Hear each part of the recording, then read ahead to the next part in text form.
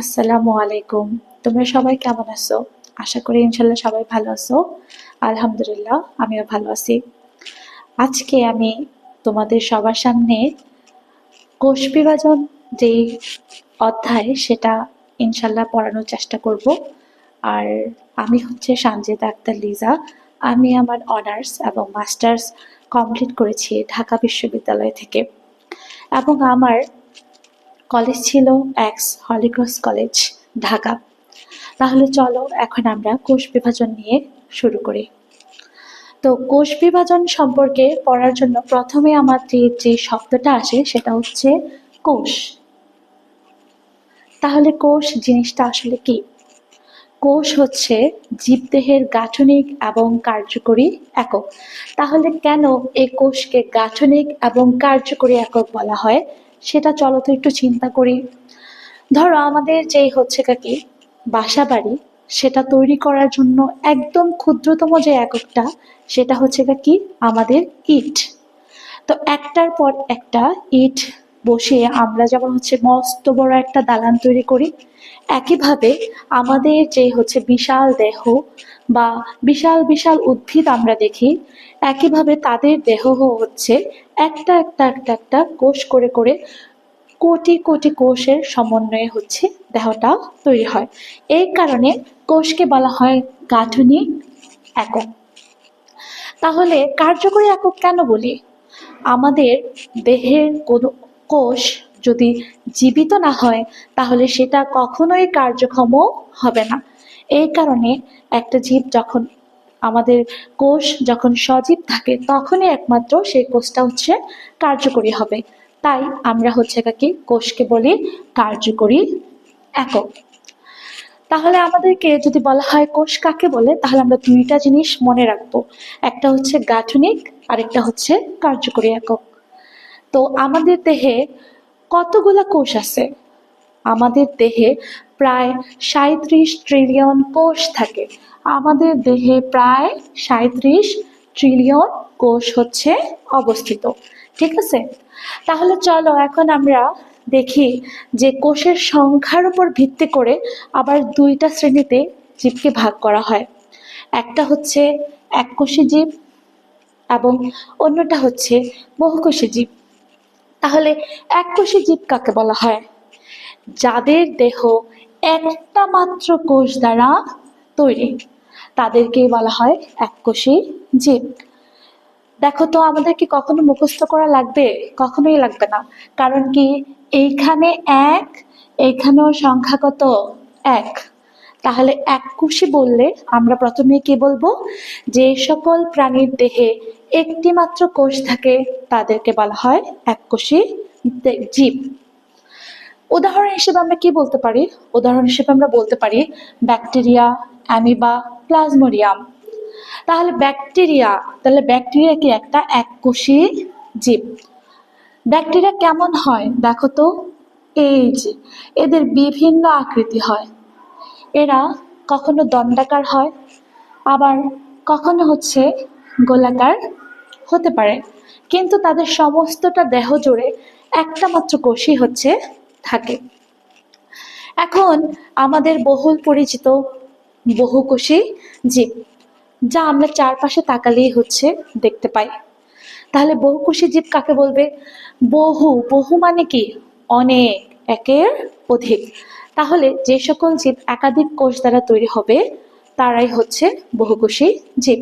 তাহলে উদাহরণ হিসেবে আমি নিজে, যেমন মানুষ, একই সাথে উদ্ভিদও হচ্ছে কি বহুকোষী জীবের অন্তর্ভুক্ত। এছাড়াও আমরা তিমি মাছকেও হচ্ছে বহুকোষী জীব হিসেবে বলতে পারি। এরপর আমরা দেখব জাইগোট। জাইগোটকে বলা হয় নিষিক্ত ডিম্বাণু। জাইগোট কি? যখন একটা পুংজনন কোষ এবং একটা স্ত্রীজনন কোষ একসাথে মিলিত হবে তখন যে নতুন কোষটা উৎপন্ন হবে তাকেই বলা হবে জাইগোট। তাহলে এই পুংজনন কোষটা কোথায় থাকবে? পুংজনন কোষটা থাকবে পুরুষের দেহে, আর এই স্ত্রী জনন কোষটা থাকবে নারীদের দেহে। ঠিক আছে?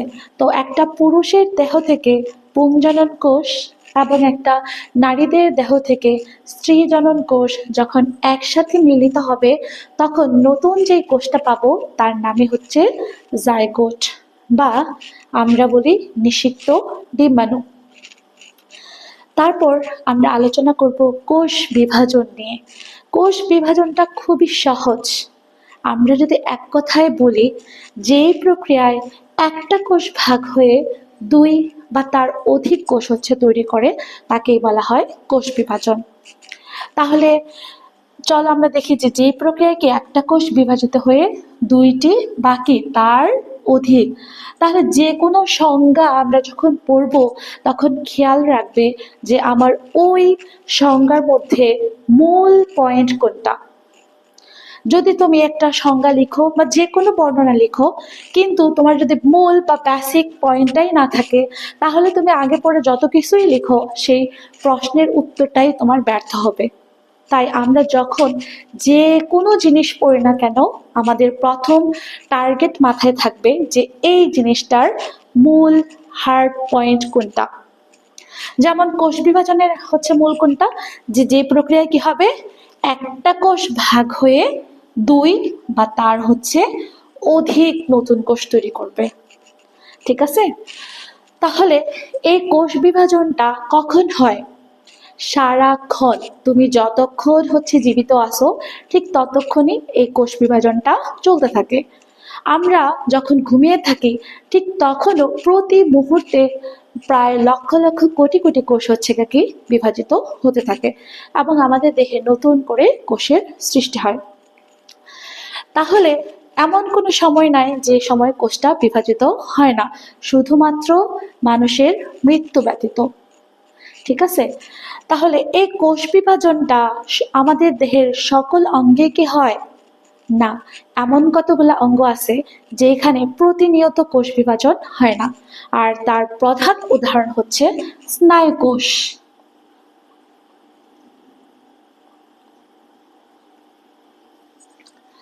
আমাদের দেহের মধ্যে একমাত্র স্নায়ু কোষই একটা কোষ যা আমাদের জীবন দশায় শুধু একবার বিভাজিত হবে। ঠিক আছে? আর এই স্নায়ু কোষটা কোথায় থাকে বলতো? আমাদের মস্তিষ্কে, ব্রেইনে। ঠিক আছে? তো চিন্তা করো, তোমার স্নায়ু কোষ যদি অনেক বড় হতো, তাহলে হইতে হইতে তোমার মাথা এত বড় হয়ে যেত, তাহলে কেমন অদ্ভুত দেখাতো না? এই কারণে স্নায়ু কোষটা কি হয়, শুধুমাত্র আমাদের জীবনে একবার বিভাজিত হয়ে থাকে। তাহলে কোন কোষটা কখনোই বিভাজন ছাড়ে না? একটা কোষ আছে, সেই কোষটা রক্তকোষ।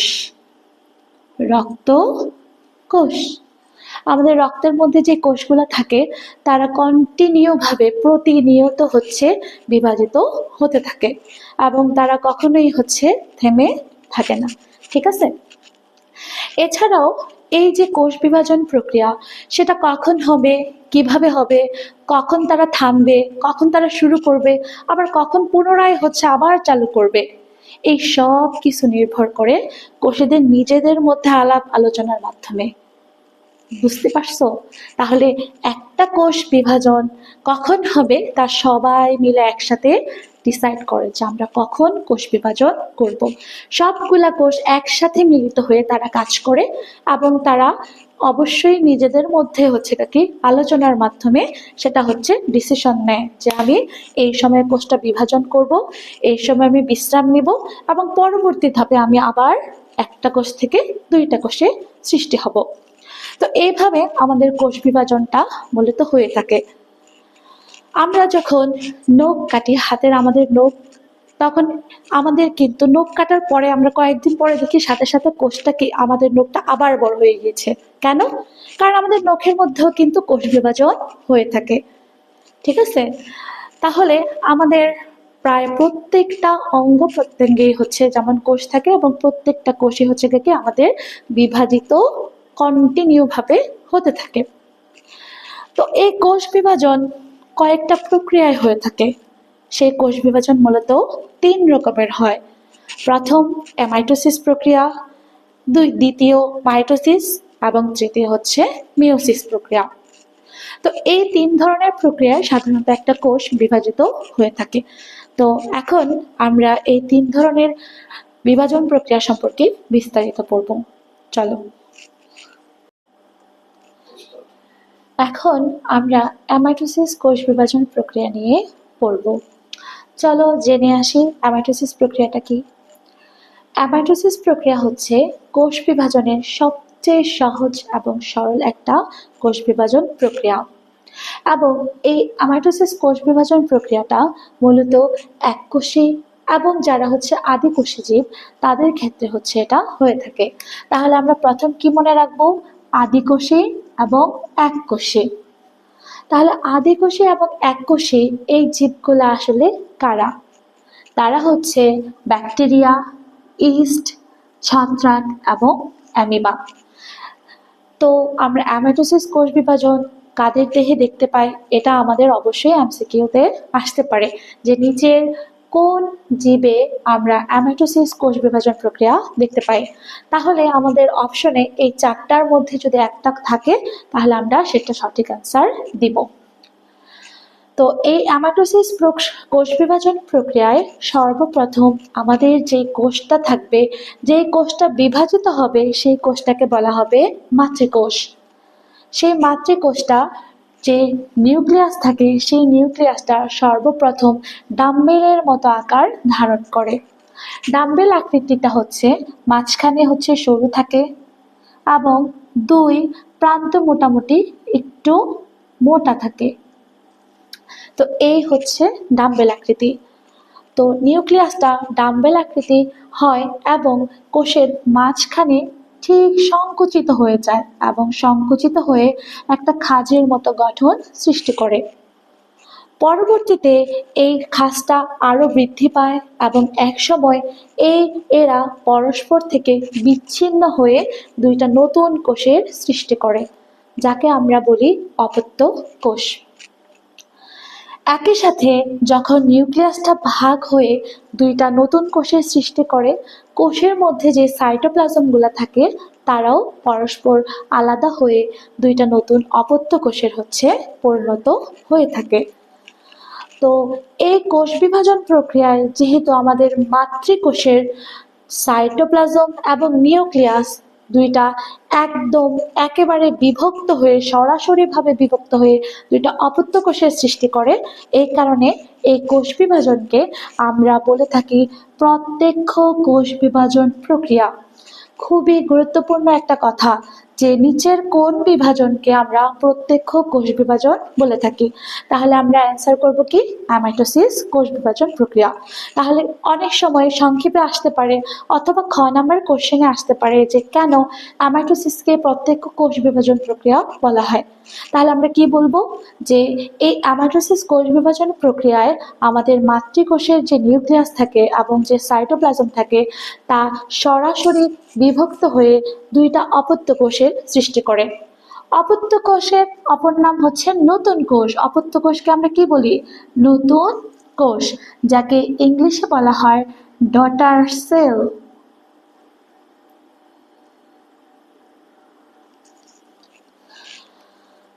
তাহলে এই যে অ্যামাইটোসিস কোষ বিভাজন প্রক্রিয়া, এই প্রক্রিয়া যেহেতু খুবই সহজ এবং সরল, তার মধ্যে কোনো জটিলতা নেই, এই কারণে এখানে নিউক্লিয়াসের মধ্যে যে ক্রোমোজোম থাকে সেই ক্রোমোজোমের কোনো সূক্ষ্ম হিসাব নিকাশ রাখা হয় না। তাই যখন কোষটা ভাগ হয়ে যায় তাহলে একটা কোষে যদি 70% ডিএনএ চলে যায় তাহলে অপরটা কোষে 30%ও থাকতে পারে। অর্থাৎ কোষের মধ্যে ডিএনএর যে পরিমাণটা সেটা কি হতে পারে? কম বেশি হতে পারে। তো এই ছিল আমাদের অ্যামাইটোসিস কোষ বিভাজন প্রক্রিয়া। আর আরেকটা গুরুত্বপূর্ণ বিষয় সবাই খেয়াল রাখবে, দেখো আমরা যখন আমাকে বলবে যে গতে যে এটার গঠন বৈশিষ্ট্য বর্ণনা করো বা গঠন বৈশিষ্ট্য লিখো, তখন আমরা অবশ্যই কখনোই বইয়ের মতো গদ বাঁধা আকারে লিখবো না। সর্বোচ্চ পরিমাণ চেষ্টা করব আমার খাতার প্রেজেন্টেশন কিভাবে সর্বোচ্চ পরিমাণ ভালো হওয়া যায় এবং সবার থেকে কিভাবে আমার খাতাটা আলাদাভাবে আমার টিচার মূল্যায়ন করবে। এই কারণে আমরা যখন যে কোনো একটা আমাকে পয়েন্ট বলবে যে এটার গঠন বৈশিষ্ট্য লিখো বা চিত্র সহ হচ্ছে এটার গঠন বৈশিষ্ট্য আঁকো, তখন আমরা প্রথমে কি করব, যদি আমাদের বায়োলজিতে আমরা চিত্র দেই সবচেয়ে বেশি মার্কস হচ্ছে সেখানে আমরা পাবো। আর সবচেয়ে ভালো মার্ক পাওয়ার একমাত্র প্রধান উপায় হচ্ছে আমি কিভাবে আমার প্রশ্নটাকে সাজিয়ে সুন্দর করে আমার টিচারের সামনে আমি প্রেজেন্টেশন করছি। তো সেই ক্ষেত্রে আমরা সব সময় যখন চিত্র আঁকবো এটা খেয়াল রাখবা যে চিত্রটা সবসময় খাতার মাঝখানে আঁকবো এবং সুন্দর করে একটা বক্স করব। বক্স করে তখন প্রত্যেকটা পয়েন্ট চিত্রগুলো আমরা সুন্দর করে আঁকবো এবং অবশ্যই চিত্রের নিচে নাম লিখবো যে আমার এই চিত্রটার নাম কি। তোমরা অনেকেই আছো যে চিত্র আঁকছি সব কিছু করলাম কিন্তু আসলে চিত্রের নামটা কি সেটাই লিখলাম না, তাহলে কিন্তু এটা খুবই বড় একটা ভুল হিসেবে তোমার টিচার তোমাকে দেখবে। তাই যখনই তোমরা চিত্র আঁকবা সুন্দর করে খাতার মাঝখানে আঁকবা এবং বৈশিষ্ট্য আকারে থাকলে উপরে কয়েকটা বৈশিষ্ট্য দিবা, ঠিক মাঝখানে চিত্রটা রাখবা, তারপর চিত্রের নাম দিবা এবং লাস্টে কয়েকটা বৈশিষ্ট্য দিয়ে তুমি তোমার অ্যান্সার সমাপ্ত করে দিবা। এইভাবে যদি প্রেজেন্টেবল করা যায় তাহলে তোমার মার্ক সবার থেকে অনেক উপরে চলে যাবে এবং তোমাকে টিচার সর্বোচ্চ ভালো হিসেবে মূল্যায়ন করবে। তাহলে আজকে এই পর্যন্তই, আমরা পরবর্তী ক্লাসে মাইটোসিস এবং মিওসিস নিয়ে হচ্ছে ইনশাল্লাহ আলোচনা করব। আশা করি তোমরা ততক্ষণ আমাদের সাথে থাকবে এবং আমাদের হচ্ছে কি এই চ্যানেলটাকে সাবস্ক্রাইব করে রাখবে। তাহলে আজকে এই পর্যন্তই। আসসালামু আলাইকুম।